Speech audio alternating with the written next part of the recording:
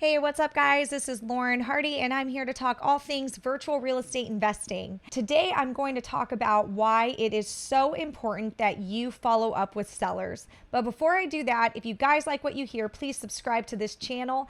And if you want to follow me in my virtual real estate investing journey, check out my Instagram. My handle is thismomflips. All right, guys, so I want to really drill it home why following up is very important. And the reason it is because sellers will never say yes the first time around. Sellers will never offer you a discount on their house at first. I would like to argue that it's pretty much a 0% chance that a seller is going to offer you a discount on their home or say yes the first time you offer the price to a seller. It might happen once in a while, but for the most part, it's not. And the reason I thought it would be important to do a video about this is because I actually had a student who had this come up. We were talking and I noticed that the student wasn't getting any results. And I started thinking, okay, well, run through your process. You're making an offer to the seller, and then what happens after that? And what do you do with that seller lead after that?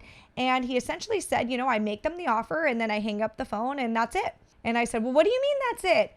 He's like, well, I don't know. I mean, he didn't say, yeah, he said the price doesn't work for him. I'm like, well, the price will never usually work for them at first. They need to kind of digest it and think about it. Are you following up with the seller? And he said, no. And I thought, well, bingo, this is why you don't have any deals right now. So that was it. I let this student know, listen, you have to follow up with that seller.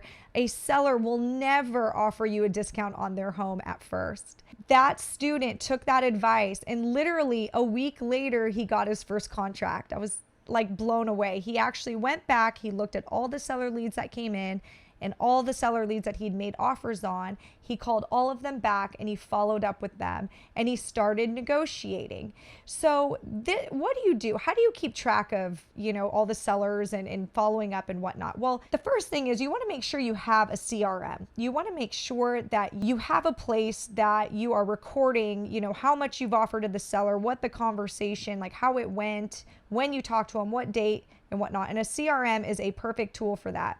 And when you are making offers, to sellers, you need to keep it in mind that they're probably not going to say yes immediately. So you need to schedule a follow-up like, hey, Mr. Seller, okay, so listen, I get that this price, you're not happy with it. Can you share, what would you be happy with?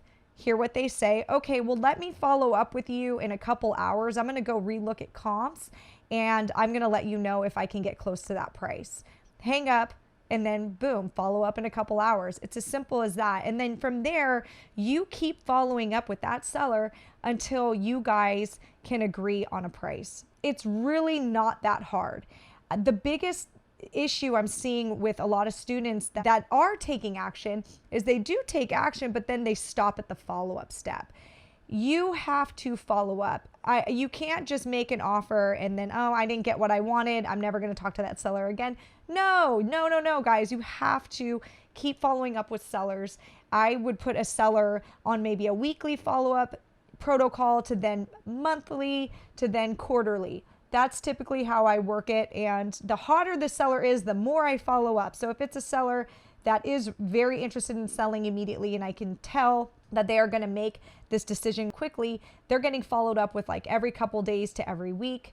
If it's a seller that's starting to go cold and maybe right now is not the best time, I move them to more of a monthly follow-up pattern. But basically what I'm trying to drill home to you guys is that a seller will never offer you a discount on their home.